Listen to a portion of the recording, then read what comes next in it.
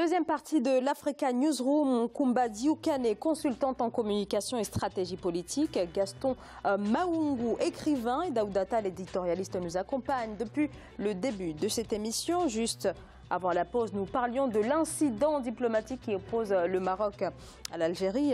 Kumba Dioukane, on rappelle que le ministre des Affaires étrangères a tenu ses propos dans le cadre d'une université d'été, du Forum des chefs d'entreprise, au cours duquel la diplomatie algérienne évoquait la montée en puissance du Maroc sur le continent africain. Est-ce que cet incident révélerait par ailleurs les rivalités, mais vous l'avez évoqué tout à l'heure, Daouda, les rivalités entre les deux voisins quant à l'influence exercée sur le continent africain? En termes de rivalité et de conflit, on ne va pas revenir là-dessus, entre les deux pays, ça fait quand même très très longtemps que ça se passe comme ça. Malheureusement, je ne suis pas très d'accord par ce qui avait été dit tout à l'heure, on ne règle pas un conflit par un autre conflit. Au contraire, sur le plan purement stratégique et politique, il faudrait justement que ce soit la CEDEAO ou l'Union africaine et l'ONU surtout, puissent se mettre autour de la table et aider les deux pays à régler les conflits. Évidemment, c'était vraiment une question de volonté politique de la part de la CEDEAO d'intégrer le Maroc dans cet organisme. Ça faisait quand même très très longtemps que le Maroc frappait à la porte pour pouvoir revenir, mais c'était un signal très très fort de solidarité, mais aussi montrer à tout le monde, d'ailleurs à l'Afrique, qu'on a un pays qui était digne de revenir dans cette organisation-là. Après qu'il y ait une part, entre parenthèses, de jalousie de la part de l'Algérie, de par le fait que le Maroc ait intégré l'organisation, on ne peut pas vraiment l'affirmer parce que lorsque deux pays sont en conflit, forcément, on arrive à un stade où tout devient inaudible. Et ce n'est pas parce qu'on en rajoute que le problème sera réglé. Moi, le message que je voudrais lancer, c'est vraiment de demander encore une fois à ces responsables politiques de faire attention, à tous les responsables d'ailleurs, de faire attention à ce qu'ils peuvent dire. Les mots sont de fois très très lourds, pèsent dans l'opinion publique et dans tout type d'organisation. Donc ce n'est pas vraiment le moment de mettre l'huile sur le feu. Gaston Maungu. Bon, vous savez que les changements, ce n'est pas tout le monde qui les accepte au prime abord. Mais notre monde est parti déjà comme ça. Il faudrait toujours qu'il y ait, que ce soit en Afrique, des détonations pour que les changements politiques puissent suivre juste par après. Le problème pour moi, ce n'est pas le conflit. Mais moi je pense qu'il y a une action qui a été faite. Il faut qu'on vérifie la véracité de ces choses. Et ça ne se fait pas pendant un discours. Il y aura un processus qui pourra même aboutir au fait qu'on finisse par régler le conflit du comment on appelle du Sahara occidental. Du Sahara occidental. Parce que vous savez, je suis pas d'accord. J'ai suivi des leaders d'opinion du point de vue marocain qui se disaient, avec la faiblesse politique de l'Algérie, les associations, tout ça, la société civile, on va faire des efforts pour aider l'Algérie. Déjà, c'est un élan. S'ils pensent qu'ils peuvent aider l'Algérie pour que l'Algérie s'exprime peut-être mieux, c'est une bonne chose. Donc pour moi, le problème, c'est, en tout cas, je suis d'accord pour la liberté. Le monsieur a parlé en connaissance de cause. Maintenant... Mais sans preuve, jusqu'à nouvel ordre. Les preuves, on ne les présente pas pendant qu'on parle. Vous avez vu quelqu'un qui va dire... On ne peut pas se permettre de dire n'importe quoi. Mais vous savez, quand vous dites que on a vu des gens nous parler avec des preuves qu'il y a des armes en Irak. Et finalement, par après, on a vérifié qu'il n'y avait pas des armes. Oui, mais donc c'est comme ça que ça se passe. Le contexte n'est pas le même. Nous pouvons donner un conseil aux hommes politiques, ça ne changera pas ce qu'il se passe, parce que c'est vrai qu'ils sont en train de nous écouter. Non, mais ils savent qu'est-ce qu'ils font. Non, et donc, laissons voir qu'est-ce que ça va produire. C'est la conséquence quand même. Vous parlez de preuves. Moi, que les preuves vont arriver après. Je veux bien l'entendre, mais par contre, les faits sont tellement, ont une ampleur tellement énorme et grave qu'il faudrait quand même... pour moi, c'est les preuves qui devaient précéder pour cette fois-ci. Parce que ça implique quoi? Ça implique la Royal Air Maroc, parce que si je complète, ne transporte pas que des passagers, c'est ce qui a été dit.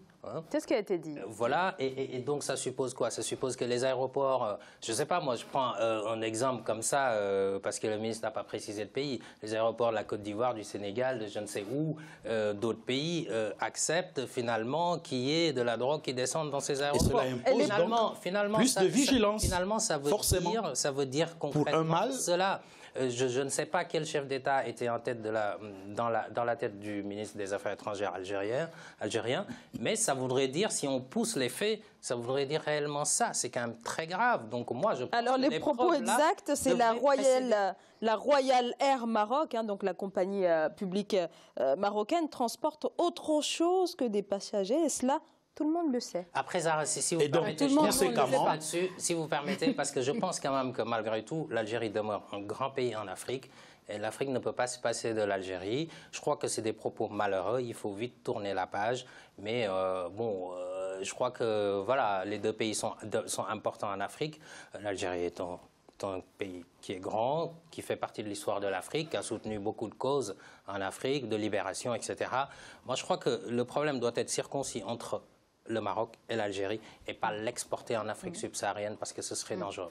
Et Daouda, hein, j'avais posé la question tout à l'heure, est-ce que cette affaire révèle aussi ces rivalités d'un point de vue économique, hein, ces rivalités entre ces deux pays en termes d'investissement sur le continent africain? Bien entendu que ça révèle ces problèmes parce que l'offensive du Maroc est connue aujourd'hui dans les pays d'Afrique francophone subsaharienne. C'est connu aujourd'hui et je pense que je ne vais pas interpréter plus ces propos, mais ça veut dire quoi? Ça veut dire concrètement que l'argent qu'utilise le Maroc pour aller financer des projets, pour installer des banques en Afrique subsaharienne, ça viendrait de la drogue, entre guillemets. Je ne sais pas si c'est ce que qu'il a voulu dire, mais c'est ce qu'il a voulu dire. Voilà, donc ça veut dire qu'il y a une portée économique dans ça. Maintenant, je dirais pour terminer une chose, parce que bon, mais ça n'a rien à voir avec ce conflit et ces propos. Le Maroc intègre l'Union africaine. Il va intégrer la CEDEAO. Je pense que les pays de la CEDEAO aussi devraient être vigilants sur le fait que l'Afrique de l'Ouest, le Maroc ne soit pas un tremplin pour les produits européens qui vont être acheminés sans barrière tarifaire, sans barrière douanière en Afrique de l'Ouest parce que ça pourrait aussi détruire des filières. Parce que le Maroc, rappelons-le, a un statut avancé au niveau de la politique de voisinage de l'Union européenne. Ça veut dire quoi? À terme, un espace économique commun, pour voir toutes ces conséquences. Je crois qu'au-delà de ce conflit, si on fait un petit prolongement, il y a cet aspect à avoir dans le contexte des APE et tout ça. Koumba Dioukane, un dernier mot? Alors, en fait, lorsqu'on parle de avoir une vraie stratégie politique, vouloir un changement par rapport, pour réutiliser le mot que vous avez utilisé tout à l'heure, ce n'est pas à coup de détonation qu'on provoque les changements. Un responsable politique doit avoir une vision, il doit avoir une ambition. Et la détonation, par contre, fait que vous allez subir tout ce qui se passe. Alors que lorsque vous avez déjà une vision et une ambition, c'est là que vous arrivez à changer un certain nombre de choses dans votre pays. Donc ne subissons pas les événements, ne subissons pas les événements malheureux qui, eux, vont provoquer des changements. Les changements, c'est en amont, c'est ce qu'on a envie de faire et c'est la vision que nous avons pour notre pays. Et dernier point par rapport au secteur des investissements, c'est une accusation qui est très grave parce que ça ne touche pas que le Maroc. Je veux dire, à l'intérieur du Maroc, vous avez les investisseurs marocains. Vous avez les Marocains, le secteur privé marocain, qui va à la conquête des marchés en Afrique subsaharienne, qui sont aussi derrière ces accusations-là. Donc ça va vraiment au-delà des responsables qui s'échangent des mots, encore une fois, malheureux. Faisons attention parce que les conséquences sont directes et sur l'économie et aussi dans le domaine social. Le Maroc, hein, quand même, premier investisseur en Afrique de l'Ouest. Hein. Oui. Et on continue de débattre de l'actualité africaine et sans plus tarder le grand angle.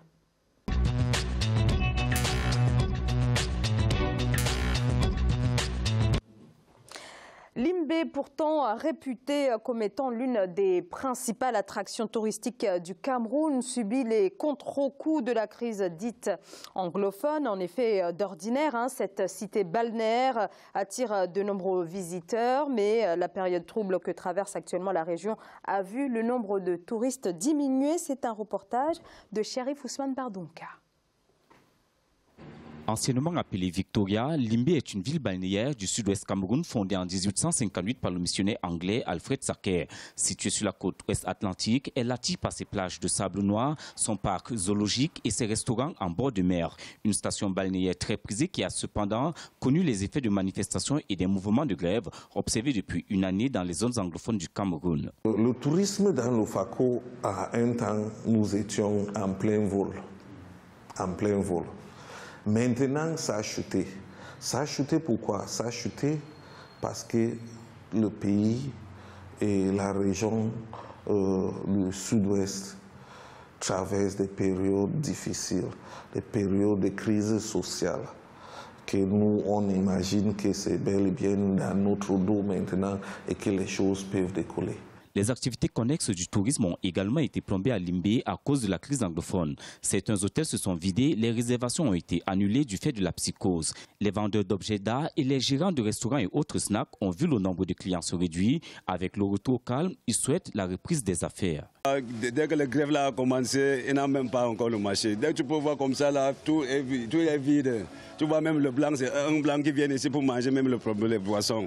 Avant, elle était beaucoup les gens qui sortent de Douala, qui sortent de Yaoundé, qui sortent de Kribi, qui sortent partout ici au pays pour venir manger les poissons ici. Bon, pendant les périodes de la crise anglophone ici au pays, c'est vrai que les activités dans notre secteur étaient un peu baissées. Mais depuis que les choses sont en train de marcher sans problème, actuellement, non, les choses sont en train de reprendre sans problème.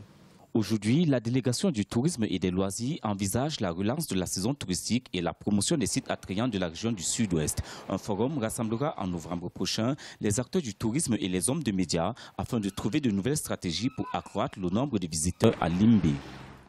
Alors le secteur touristique camerounais correspond à 5,3% du PIB national, donc soit plus de 560 milliards de francs CFA. Daouda, est-ce que cette crise un peu in fine ternir l'embellie du tourisme que connaît le Cameroun depuis 2 ans maintenant? Oui, Zara, je crois que oui, parce que le tourisme n'aime pas l'insécurité. Évidemment, déjà qu'il y a... dans le contexte du terrorisme, un petit peu, ça refroidit un petit peu une certaine clientèle, mais bon, ça reste localisé dans une zone, voilà, ça touche pas non plus tout le Cameroun. Donc je crois que le Cameroun est un pays qui est attractif, à juste titre, selon ses potentialités, surnommé l'Afrique en miniature. Donc je crois qu'il y a un vrai potentiel. Maintenant, le Cameroun n'a pas toujours fait le choix de développer le tourisme, d'en faire un secteur majeur. Mais récemment, ces dernières années, ça se développe. Et je crois que le tourisme, il est important que ça se développe dans cette zone, parce que la zone anglophone a aussi des atouts, bien entendu. Et vous savez, moi, je veux prendre le tourisme dans une dimension transversale. On va dire, le tourisme permet à la fois de créer des emplois, bien entendu. Il n'y a pas que l'hôtellerie. Souvent, on pense que le tourisme, on réduit ça au secteur de l'hôtellerie. Il y a l'artisanat, ça peut même toucher l'agriculture. Seulement, on l'a vu dans le reportage. Si vous organisez la chaîne de valeur touristique de façon à ce que les touristes consomment sur leur assiette et ce qu'ils achètent quand ils sont là, ce soit fait localement et pas importé, vous développez le commerce local par la même occasion. D'autre part, l'État engrange des recettes, bien entendu, puisque les entreprises touristiques payent des recettes. Tout ça, ça contribue à renforcer le budget de l'État. Et je crois également que la rentrée de devises est importante, parce que nous sommes des économies qui ne sont pas assez diversifiées, qui importons beaucoup, donc on a besoin de devises. Donc je crois que c'est un secteur véritablement que beaucoup de pays africains ont négligé. Mais à mon avis, l'Afrique ne se développera pas vraiment sans un secteur touristique dynamique, en prenant en compte la large gamme, transport aérien, emploi, hôtellerie, tout ça. Koumba Dioukane, est-ce que cette crise est en train de ternir l'embellie du tourisme camerounais? Alors, ternir peut-être pas. Alors, faire peur, bien sûr, à certains visiteurs, oui. Alors oui, pour la revalorisation du patrimoine culturel. Mais c'est là que, pour faire un petit lien par rapport au sujet précédent aussi, c'est qu'il y a des crises que nous subissons, mais il y a des crises aussi que nous pouvons provoquer. Et c'est là où vraiment l'importance de ce que nous pouvons poser comme acte en termes de développement, parce que l'Afrique a besoin d'un certain niveau de développement. On a les moyens, parce que les ressources sont là, mais aussi faire attention aux actes que ces responsables peuvent poser. Évidemment, dans cette région, par rapport à tout le Cameroun, parce que le Cameroun, quand même, s'est beaucoup développé sur le plan touristique. Les chiffres sont très bons en 2016. Sur l'ensemble du territoire, avec beaucoup d'emplois qui ont été créés, et vous venez de parler du PIB, oui, mais on constate cette différence entre sur le plan national et sur cette région qui est complètement localisée, où c'est un foyer de crise, et c'est la raison pour laquelle vraiment les organisations doivent jouer leur rôle pour peser de toutes leurs forces et résoudre ces crises qui sont sur le territoire africain et très localisées. Gaston Maungu.